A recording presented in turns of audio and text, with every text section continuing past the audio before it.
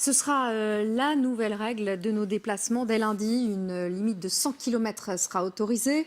Sauf que c'est pas si simple. Le monsieur déconfinement du gouvernement, Jean Castex, a indiqué hier que cela serait calculé à vol d'oiseau. Mais entre départements verts et rouges, comment ça va fonctionner? Et puis, comment contrôler? Bonjour Yves Lefebvre. Bonjour. Merci d'être en direct avec nous, secrétaire national du syndicat SGP Police FO. Alors c'est vous, les forces de l'ordre, qui seront en charge de ces contrôles. Vous savez comment vous allez faire? Non, Ah bon? très clairement, non, on ne sait pas. Non, on ne sait pas. Moi, j'ai appris, comme vous, hier matin, Jean Castex annonçait que ça serait à vol d'oiseau. Mais comment voulez-vous qu'on puisse calculer 100 km maximum à vol d'oiseau? C'est ridicule. Vous savez qu'aujourd'hui, on n'a plus la possibilité d'identifier le département d'origine systématiquement au travers des plaques d'immatriculation. Donc tout va se faire au doigt mouillé. Et on n'a aucune capacité. Et combien même ça serait 100 km, je dirais, par route, on n'a pas d'application à notre disposition en la matière. Donc ça va se faire, ça j'en doute absolument pas de la part de mes collègues policiers et gendarmes, avec beaucoup de discernement, beaucoup, je dirais, de distinction en fonction des besoins ressentis par les personnes. Et puis, hormis le fait de faire du contrôle systématique et de vérifier l'adresse sur la carte grise, et encore ça, avec le service dégradé de la fonction publique et qui plus est des préfectures, des services d'immatriculation, vous pouvez très bien avoir eu changé juste avant le confinement de domicile, prétendre être domicilié là, et qu'on puisse pas, je dirais, réglementairement et au vu du code de la route, attester réellement de votre nouveau domicile. Donc non, c'est du... on revient à l'avant-confinement, vous savez, on revient, on fait tout au doigt mouillé et tout donne à peu près. Oui, sauf que vous nous dites ça à 4 jours de l'échéance Ouais. et à la veille Oui, d'un week-end de 3 jours, puisque le 8 mai, c'est demain. oui, oui, je le Donc dis, oui, rien vous n'est savez, prêt. non, rien n'est prêt. Moi, j'ai entendu depuis le début du confinement, Christophe Castaner annoncer 100 000 policiers et gendarmes sur la voie publique pour procéder au contrôle. J'ai toujours posé la question où il va où les chercher? Parce que moi, je ne sais pas comment il peut faire pour les trouver. Moi, j'ai pas la baguette magique et lui non plus. Vous savez, nous sommes à effectivement 4 jours du déconfinement. On ne sait pas, à l'heure où je vous parle, je ne sais absolument pas comment seront organisés les services de police lundi 11 mai à partir de l'ouverture des services, enfin du moins à partir du commencement du fonctionnement normal, c'est-à-dire à partir de 8 heures le matin. On ne sait pas. C'est-à-dire on nous dit on va vous appliquer des mesures sanitaires, bien évidemment et fort heureusement, mais il se peut que lundi matin, on se retrouve dans des locaux de police où nous devrions, pour respecter les barrières, les mesures de barrières sanitaires, que 50, 60, que sais-je, en fonction de l'effectif, on va se retrouver peut-être à 5 ou 6 fois plus. Parce qu'on ne sait pas. On ne sait pas. Aujourd'hui, on a du matériel de protection, mais on ne sait toujours pas combien nous devrons être dans les locaux ni sur la voie publique lundi. C'est le bazar. Voilà, Restez tout avec nous, simplement. Yves Lefebvre. On ne sait pas, répète Yves Lefebvre, qui représente les forces de l'ordre. Qu'est-ce qui s'est passé au On saura gouvernement? aujourd'hui, en réalité, ça fait partie des annonces que doivent faire le Premier ministre et le gouvernement tout à l'heure à 16 heures. Il y aura d'ailleurs le ministre de l'Intérieur, Christophe Castaner, à ses côtés pour préciser l'application de cette règle des 100 km. Effectivement, Yves Lefebvre a raison. Ce qu'il manque encore toujours, c'est une base, un décret, par exemple, dont on parle depuis plusieurs jours. Là aussi, ça a été un sujet de discussion et d'aller-retour entre le Premier ministre et le Président. Le Premier ministre voulait aller très vite avec un décret très précis. Le Président était davantage dans l'idée qu'il fallait faire appel au bon sens de nos concitoyens plutôt qu'à une règle qui serait très ferme, parce qu'effectivement, appliquer 100 km, c'est très compliqué. On sait de toute façon que cette règle ne pourra pas être appliquée de manière aussi précise. Au kilomètre près, il y aura une marge de tolérance. La vraie question, et j'ai envie de la poser à Yves Lefebvre, Audrey, c'est de savoir si le décret est bien pris aujourd'hui à l'issue de la conférence de presse. Est-ce Oui. que vous considérez qu'en 3 jours, pour le coup, si vous avez les informations de manière claire, vous aurez le temps de vous organiser d'ici lundi? Absolument pas, parce que vous savez, comme moi, que nous sommes à la veille d'un week-end de 3 jours. Même si le terme week-end aujourd'hui n'a plus de sens de par les mesures de confinement, mais n'empêche qu'on n'aura pas. Et aujourd'hui, on est dans un service dégradé dans la police nationale. On a à environ 40% des effectifs présents, alors que logiquement, à la même période, nous devrions être environ à 80%. Donc, vous voyez, on a moitié moins. Donc, les gens ne savent pas, à l'heure où on se parle, ils ne seront certainement pas ce soir, parce que Christophe Castaner l'annoncera a posteriori des déclarations du Premier ministre. Donc imaginez-vous les gens qui sont partis, les services de gestion qui n'ont pas encore repris. Donc on est dans la complète incapacité à mettre ça en œuvre lundi. Cet après-midi, j'ai une visioconférence avec le directeur général de la police nationale. J'ai déjà prévenu Christophe Castaner hier soir en échange privé que pour lundi, nous ne serions pas en capacité de reprendre et nous ne devons pas être en capacité de reprendre, sinon nous risquerions d'exposer nos collègues. Donc il ne faudra se donner du temps au temps.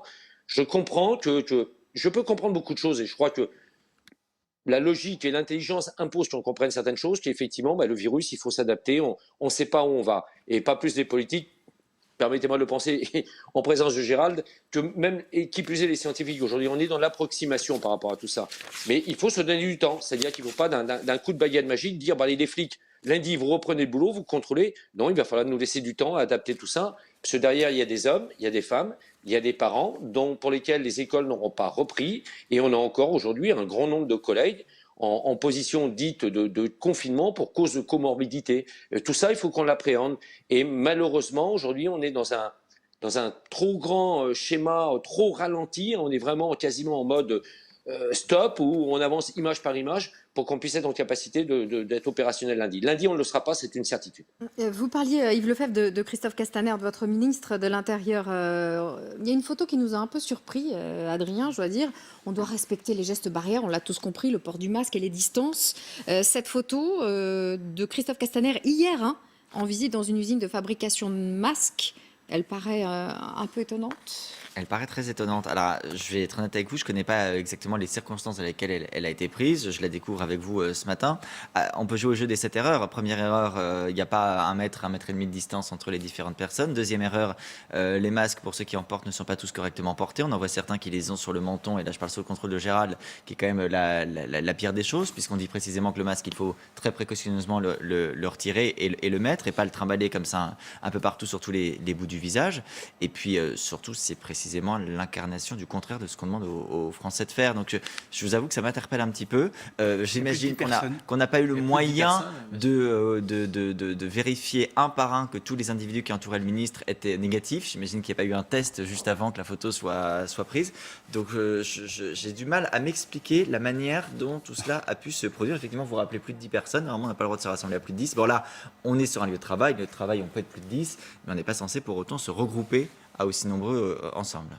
Mais c'est vrai qu'en termes d'image, c'est assez déplorable parce que surtout que le ministère du Travail vient de sortir le 3 mai un guide avec le même guide que pour l'éducation nationale, de plusieurs dizaines de pages pour mettre en route ces mesures barrières dans les entreprises et quasiment les imposer puisque c'est la responsabilité des employeurs et que là on a exactement l'inverse qui est montré par un des membres du gouvernement. Bon, voilà. Hormis le fait que ça l'expose lui aussi parce que comme vous le disiez très justement, les gens autour n'ont pas tous été testés, on ne sait pas qui est porteur, etc.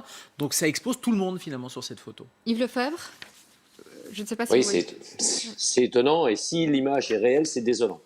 Maintenant, on voit tellement de fausses informations, de montage depuis le début. Elle est vraie, elle est vraie. Bon, alors, si elle est vraie, non, c'est pas, c'est lamentable. Voilà, il n'y a pas d'autre mot, c'est lamentable.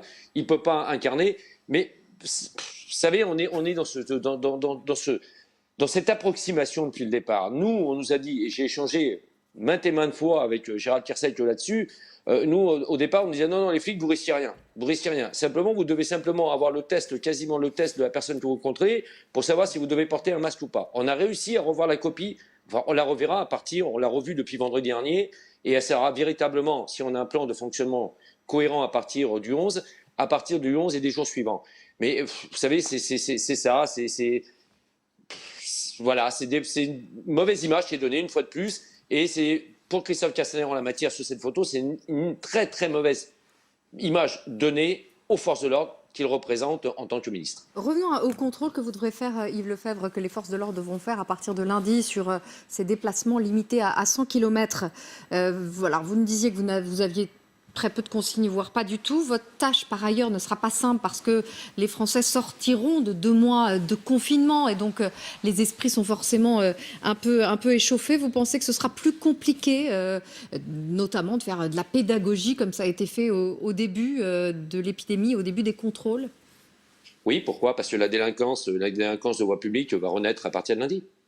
Tous les petits, si on peut qualifier un délit de petit, mais dans la classification pénale, je dirais, allant de l'échelle 1 à l'échelle 100, oui, tous les délits vont renaître à partir de lundi. Les gens vont revenir sur la voie publique.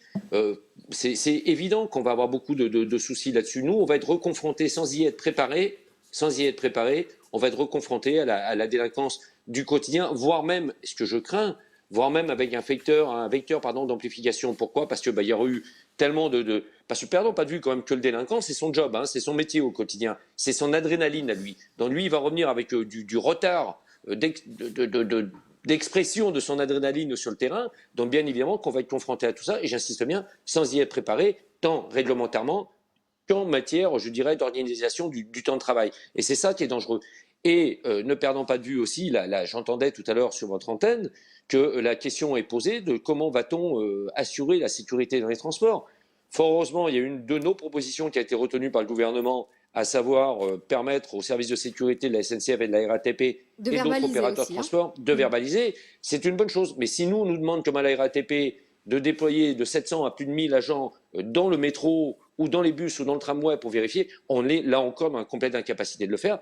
Parce que ne perdons pas non plus que lundi redémarre l'économie souterraine comme elle était avant le confinement. C'est-à-dire qu'on va avoir à nouveau les trafics de produits stupéfiants et tout ce qui est connexe à tout ce qui est connexe à ça. Yves Lefebvre, il y a certains contrôles qui ont pu nous interroger par ailleurs des témoignages qu'on a eu nous en direct dans cette émission. On pense à cette dame de 79 ans qui s'est faite verbaliser en allant saluer son mari de 93 ans à la fenêtre de son EHPAD, une fenêtre qui était fermée. Elle s'est fait verbaliser. Une autre personne qui n'a pas pu aller voir son père qui était atteint d'un cancer généralisé et qui est d'ailleurs mort depuis. Il y a eu contestation. Comment vous allez gérer ça? Ce sont évidemment certains agents, je ne généralise pas, ce sont certains agents qui ont fait un peu de zèle, mais comment vous gérez ça et comment vous allez gérer ça? Parce que des contestations, il y en aura. Alors le zèle, je vous remercie d'employer le mot modéré de zèle. Moi, j'appellerais ça de la connerie. Voilà. Il n'y a pas d'autre mot, parce qu'une une femme de 76 ans qui va voir son époux de 93 ans à l'EHPAD, qui plus est dans le département où ça s'est passé, c'est-à-dire un département rural et très peu exposé quand même au coronavirus. Donc il faut faire la part des choses. L'autre cas, je crois que c'était au pied du pont de l'île Dorée pour aller voir le papa atteint d'un cancer en phase terminale. Exactement. Ça, c'est de la connerie, ni plus ni simple. Mais ça, vous savez, on en a minoritairement, mais on en a comme dans tous les champs d'activité. Maintenant, c'est faire preuve de discernement. C'est faire preuve de discernement. Pourquoi? Parce qu'il va falloir appréhender ça sans avoir les outils. Mais là, je sais que mes collègues font preuve de beaucoup de discernement. C'est-à-dire, il y a le contrôle, il y a le petit rappel, et puis la barrière des 100 km. Alors, je retiendrai plus les propos d'Emmanuel Macron en la matière, qui on fixe une règle de 100 km, mais agissons avec discernement, sans règles bien fixes, bien rigides. L'objectif, c'est d'éviter que des gens, et c'est triste pour ces gens-là, et je regrette, et bien évidemment pour eux, des gens puissent partir de Mulhouse pour venir à Lacanau passer un week-end. C'est ça l'objectif, éviter je dirais la transhumance du virus. Donc à côté de ça, non, il faudra faire preuve de beaucoup de discernement. Des recours, on en aura bien évidemment. Et moi, je me positionnerai là-dessus pour que les recours soient étudiés avec discernement, parce que là, en n'ajoutant pas, je dirais, plus de peine à certaines personnes en la matière. Donc j'ose espérer, j'en suis à peu près convaincu, que les officiers du ministère public qui gèrent ce genre de procédure, ce genre de recours, sauront faire preuve d'immensément de discernement. Une dernière question en quelques mots. Yves Lefebvre, on vient de vivre une période inédite, après près de 2 mois de confinement. Nous avons dû justifier chacune de nos sorties avec une attestation sous peine d'amende. Personne, je pense, ne s'imaginait vivre ça et qu'il y ait une telle restriction d'une de nos libertés fondamentales. Et finalement, que ce soit assez bien accepté par les Français. Qu'en retenez-vous, vous, en tant que policier? J'en retiens beaucoup de discipline, beaucoup de civisme des Français. Beaucoup plus que je ne pensais pouvoir constater au tout début du confinement. Je croyais l'avoir dit, même peut-être sur votre antenne, que moi je craignais que effectivement la méthode franco-française du je m'en foutisme, les lois servent à rien, on va les outrepasser, c'est quasiment un jeu à la française. C'était un jeu à la française. Non, il y a eu beaucoup de respect en la matière. Sauf dans certains quartiers, et pas uniquement sur Paris, où là, ce fut très, très, très difficile. Et l'enseignement qu'on doit retenir par rapport à ça, c'est justement qu'il est temps, enfin, plus que temps, même dirais-je, que nous partions à la reconquête républicaine de ces zones, appelons-les comme elles doivent être appelées, des zones de non-droit, où le droit, je dirais, en matière de confinement n'a pas pu être respecté. C'est ça, de se donner les moyens aujourd'hui et se rendre compte que... Et ça aura aussi un effet bénéfique dans le rapprochement, du moins j'ose l'espérer, le rapprochement entre les forces de l'ordre et la population. On ne revient pas au schéma d'après Charlie, on ne revient pas au schéma de l'après Bataclan, mais il y a quand même ce rapprochement. Et moi je le dis en tant que syndicaliste policier, nous aussi il faudra qu'on pense notre syndicalisme policier de façon totalement différente demain et après-demain. Il faudra aussi faire preuve de discernement, notamment, et d'être proche et associé aux mouvements sociaux qui obligatoirement verront au jour dès la rentrée. Et je pense notamment aux mouvements sociaux chez les personnels de santé. Il faudra qu'on soit partie prenante, nous, de ces mouvements sociaux, Merci. parce qu'on est une chaîne indéfectible. Merci beaucoup Yves Lefebvre. Les contrôles à partir de... Retrouvez toute notre actualité sur videopolice.com, la chaîne YouTube d'Unité SGP Police.